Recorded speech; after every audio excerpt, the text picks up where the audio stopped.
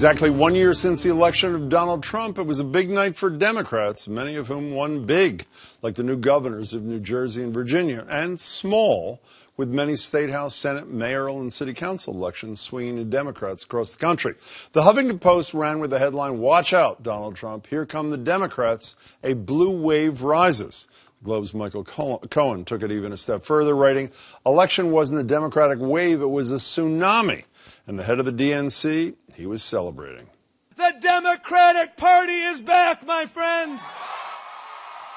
But is it? A CNN poll out this week finds just 37% of Americans have a favorable view of Democrats. For those keeping score at home, that's the exact same approval rating Donald Trump got in a Gallup poll during roughly the same period. So where do things really stand in American politics with 1 year to go till those critical midterm elections? Joining me with a view from each side of the aisle are Andrea Cabral, former Massachusetts Public Safety Secretary, who served as a delegate for Hillary Clinton at the Democratic National Convention. Good to see you, Andrea. How are you? Jennifer Braceras is an attorney, conservative commentator, and former editor of New Boston Post. Nice to see you too, Jennifer. So, Andrea, should Democrats be celebrating or just relieved that they didn't lose Virginia to Ed Gillespie? I think they should be celebrating not just the victories, but the level of energy and the level of momentum and how motivated people are. How do you know they were motivated? What do you mean? Because the turnout you're talking about? Yes. If you compare the turnout in Virginia, if this is a midterms, not a midterm, but in the middle sort of election, the turnout is exactly the same as in 2016 across the board, and that's significant because generally in sort of off-year generals and off-year primaries, the turnout tends to be depressed. By the way, it turns out to be particularly depressed usually amongst black and Latino voters, and they held as steady as white voters, as Andrea is just suggesting. That's bad news for the Republicans, isn't it? Yes, Democrats are particularly motivated, but I think the other side of the story is the civil war that's basically going on within the Republican Party between the never-Trumpers and the Trumpers. Yeah, by the way, I think it was Steve Bannon who came up, Trumpism without Trump to describe Ed Gillespie has sort of moved in the direction of Trump without wanting Trump. I don't even know what that means. I mean, No, and neither did the voters. Exactly. So, does the message go beyond yesterday? And was this a warning shot across the proverbial bow of Donald Trump and any other Republican who embraces him big time? Yes and no. I mean, the places where Democrats did well were also places that Hillary had won, so it's not a huge surprise.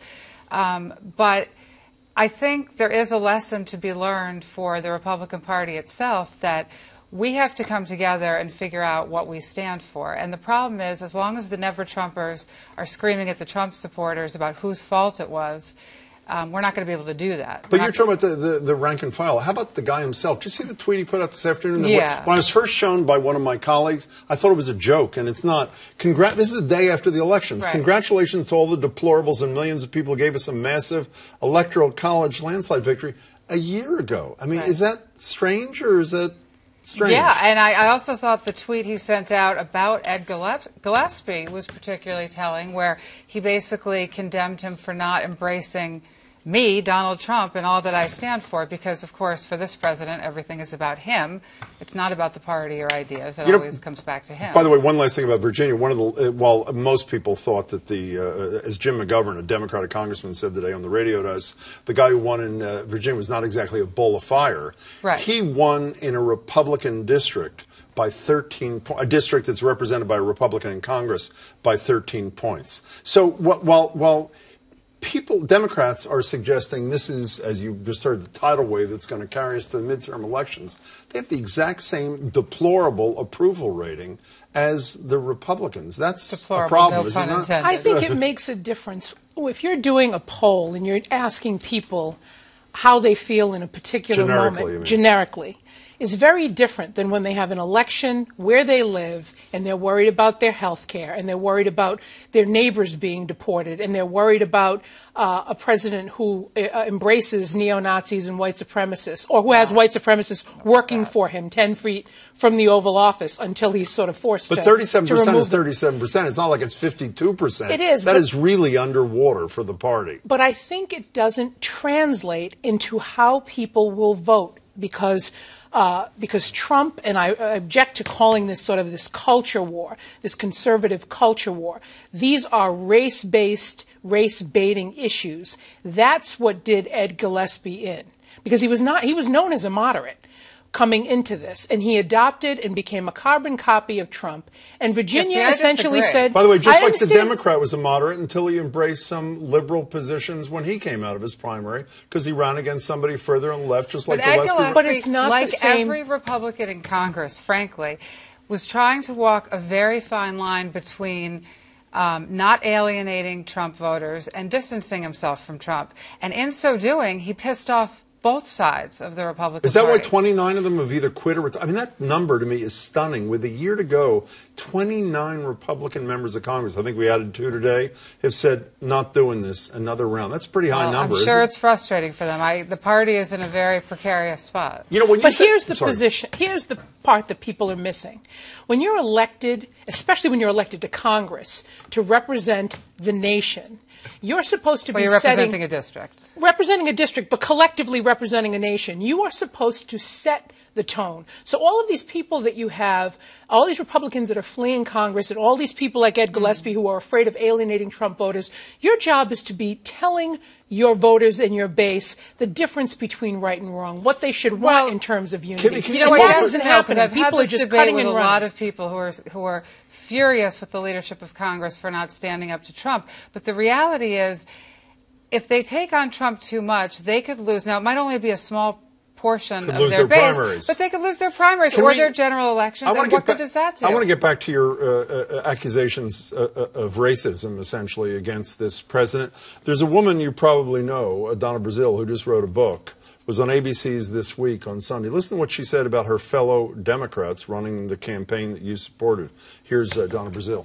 I'm not Patsy the Slave because I got sick and tired of people telling me how to spend money when all I was trying to do, I wasn't getting a salary. I was basically volunteering my time. And what I was trying to do, George, was to increase the level of enthusiasm and passion for Hillary Clinton and the rest of the ticket all across the country. She says in her book the way she felt like Patsy the Slave and how she was treated by the leaders of the Hillary Clinton campaign. That's a pretty tough issue for the Democratic Party to deal with, isn't it? The fact that Donna Brazile may have felt that way because they were telling her what to do, I mean, from what she just said, what I draw from that was she felt as though she was working, volunteering her time very, very strenuously, but she was not being listened to. I don't think that that's an accusation of racism.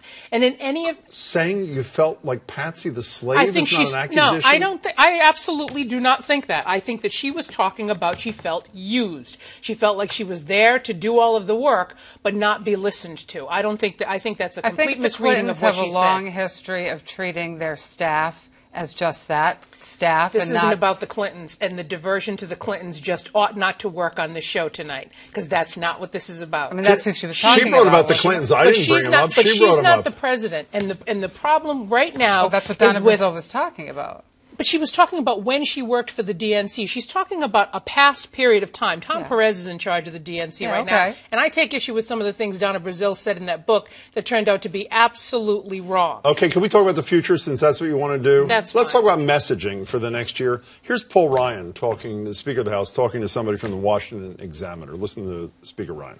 It doesn't change my reading of the current moment. It just emphasizes my reading of the current moment, which is we have a promise to keep. And I fundamentally believe when we deliver on comprehensive tax reform, that's going to bear fruit politically, but most importantly, it's going to help people. That's the promise we made. If anything, this just puts more pressure on making sure we follow through. So essentially what he's saying is our agenda that's going to put us in good standing is to push for a health care bill that failed, that everybody hated, and now to push for a tax bill that everybody hates. I mean, how is this an agenda for the Republican Party? So let me take it back a step, because I disagree with the premise of the question and what he's saying, which is that legislative success leads to electoral success. Yeah, but he's the speaker. You're not. And he's saying that the message that's you're asking about the policy, but the message that is going to win, he says, for his party is we got to follow through on this tax thing. And what I'm saying to you is the polls I see suggest the vast majority of people either don't want it or don't like it. How's that a winning message? Well, I'm saying even if they did, it's not a winning message, because the reality is all politics is local to an extent, and it really depends on the candidates. I mean, your position on whether you support this president or not has nationalized a lot of these races to some extent. In the end, it still comes down to the two candidates running. I agree with that. And I don't think that whatever Congress passes is going to have an impact on any particular congressional race. You know, I just said I agree that I don't. It comes down to the three candidates running, because the Democratic strategy seems to be, and it obviously did very well in Jersey and Virginia with it, is you or Donald Trump. If you hate Donald Trump, vote for the Democrat. Is that enough? I mean, that was a central piece of the Clinton strategy last November. Is that a winning strategy for next year? I don't agree with the premise of your question, much like Jennifer just did, and so I think the problem is We're here to question your hypotheticals. Hillary Clinton had absolute policy positions. Democrats have absolute policy positions. They've always had policy positions on jobs. They've always had policy positions on education. Those things have never gone away. The fact that they are overshadowed. You think the average person knew those? You think the average person thought, vote for her, she's not Donald Trump? I did agree with your last point. The only reason that they don't know is because the coverage